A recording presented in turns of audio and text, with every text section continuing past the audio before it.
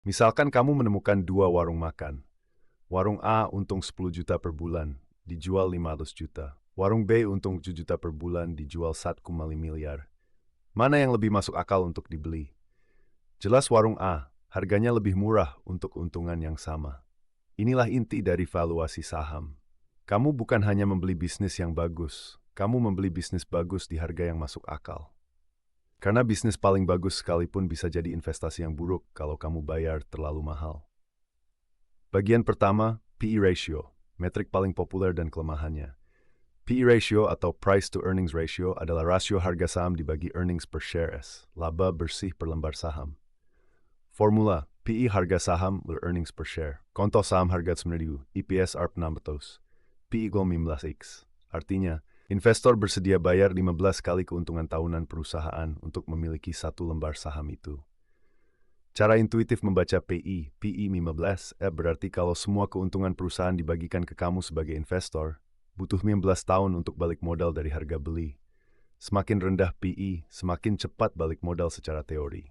Benchmark umum, PE di bawah 10x murah tapi perlu investigasi kenapa. PE 10-20x, range wajar untuk kebanyakan bisnis. PE 20-30x mahal, harus diimbangi pertumbuhan yang kuat. PE di atas tipe X sangat mahal. Investor membayar premium besar untuk ekspektasi pertumbuhan tinggi. Tapi PE ratio punya 3 kelemahan besar yang sering diabaikan. Kelemahan 1, PE tidak mempertimbangkan pertumbuhan. PE 25x untuk perusahaan yang tumbuh 30% per tahun bisa lebih murah dari PE 12x untuk perusahaan yang tidak tumbuh sama sekali. Angka yang sama, konteks yang sangat berbeda. Kelemahan 2, PE bisa distorsi oleh one-time item. Kalau perusahaan dapat keuntungan besar satu kali, misalnya jual aset, EPS melonjak dan PE terlihat sangat murah, padahal bisnis intinya tidak berubah. Kelemahan 3, PE tidak berguna untuk perusahaan yang masih rugi. Startup atau perusahaan yang sedang restrukturisasi dengan EPS negatif, PE-nya tidak bisa dihitung. Bagian kedua, PBV, kapan lebih relevan dari PE? PBV atau Price to Book Value membandingkan harga saham dengan nilai buku book value per saham, yaitu total aset dikurangi total utang dibagi jumlah saham. Formula PBV harga saham book value per share. PBV 1,0x artinya kamu membeli saham tepat di nilai buku, harga sama dengan nilai aset bersih perusahaan. PBV di bawah 1,0x artinya kamu beli di bawah nilai aset bersihnya, secara teori murah. PBV di atas 1,0x artinya pasar memberi premium di atas nilai buku karena ekspektasi profitabilitas di masa depan. Kapan PBV lebih relevan dari PI? 1. Untuk perusahaan finansial, bank dan asuransi. Model bisnis bank berbasis aset, pinjaman yang diberikan, dan liabilitas simpanan nasabah. PI kurang bermakna karena earnings bank sangat dipengaruhi provisi yang bisa diatur. PBV lebih mencerminkan nilai sebenarnya. Benchmark PBV untuk Bank Indonesia, PBV 1,2x dianggap wajar. BBCA secara historis diperdagangkan di PBV 45x, sangat premium karena kualitas aset dan profitabilitasnya yang konsisten jauh di atas rata-rata industri. 2. Untuk perusahaan yang sedang rugi atau baru break-even, di mana PE tidak bisa dihitung. 3. Untuk perusahaan yang nilai asetnya adalah nilai utamanya, seperti perusahaan properti, pertambangan, atau holding. Satu peringatan, PBV rendah tidak selalu berarti murah. Kalau PBV di bawah 1x karena bisnis sedang deteriorasi dan asetnya terus menyusut, itu bukan kesempatan beli, itu value trap.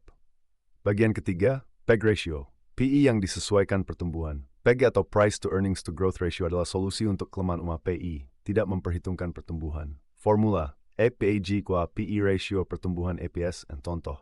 Saham EPE 25S, pertumbuhan 8% per tahun, PE 25 Saham B PE 12x is a steer time for perwawan.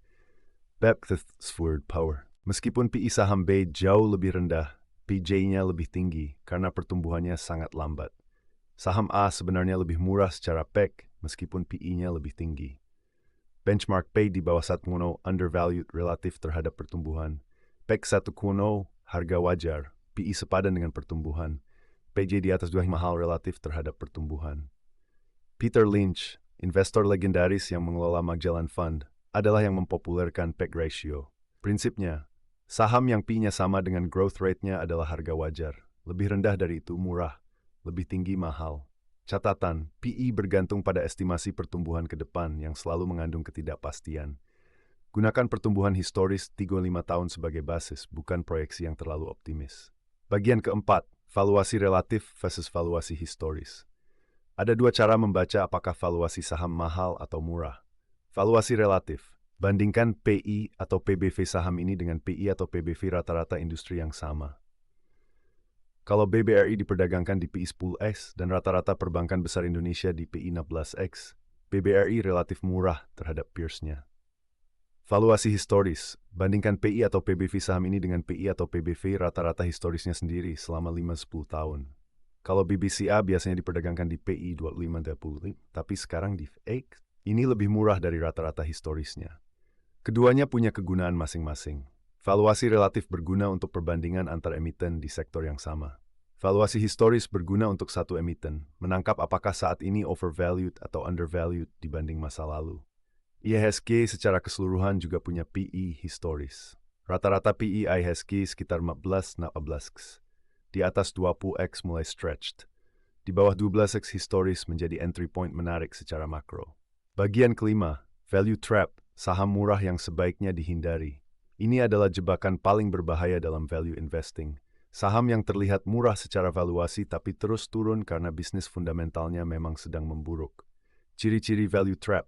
1. PE atau PBV rendah karena bisnis sedang deteriorasi, bukan karena pasar salah harga.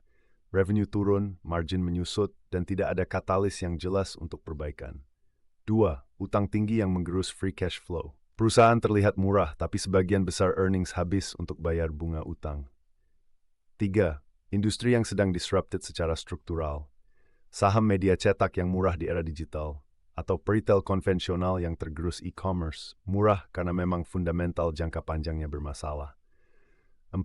Manajemen yang terus menjual saham perusahaan sendiri dalam jumlah besar. Kalau orang dalam yang paling tahu kondisi bisnis justru jual, itu sinyal kuat.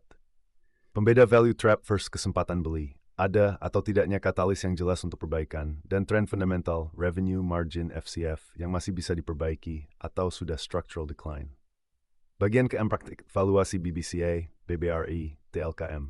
Kita gunakan data historis sebagai ilustrasi cara kerja framework ini. Angka aktual berubah setiap kuartal. Gunakan platform seperti Stockbit atau RTI untuk data terkini. BBCA. Historis diperdagangkan di PI 25-35x dan PBV 45x, jauh di atas rata-rata perbankan. Ini premium yang konsisten karena ROE tertinggi di perbankan Indonesia, NPL terendah, dan posisi likuiditas terkuat.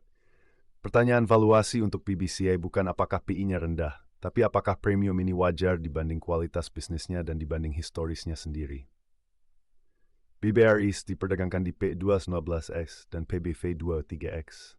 Lebih rendah dari BBCA karena profil risiko yang berbeda. Segmen mikro lebih rentan saat ekonomi melambat. Diskon ini wajar, tapi di saat tertentu diskonnya terlalu besar dan BBRI menjadi sangat menarik. TLKM historis PI 15-22x, tapi dalam beberapa tahun terakhir press karena pertumbuhan melambat. Ketika PI turun bukan karena harga jatuh, tapi karena EPS stagnan, itu berbeda konteksnya dari saham yang harganya jatuh tidak wajar. Pelajaran, valuasi tidak bisa dibaca tanpa konteks bisnis dan industri. Angka yang sama bisa berarti murah di satu konteks dan mahal di konteks lain. Action step. 1. Pilih satu emiten yang kamu minati. Cari PI dan PBV terkini di Stockbit atau RTI. 2. Bandingkan dengan rata-rata historisnya 5 tahun dan dengan peers di industri yang sama. 3. Kalau ada data pertumbuhan EPS, hitung PEG ratio-nya. Apakah PI saat ini wajar dibanding growth rate bisnisnya? 4. Sebelum label saham sebagai murah, pastikan fundamental bisnisnya masih intact.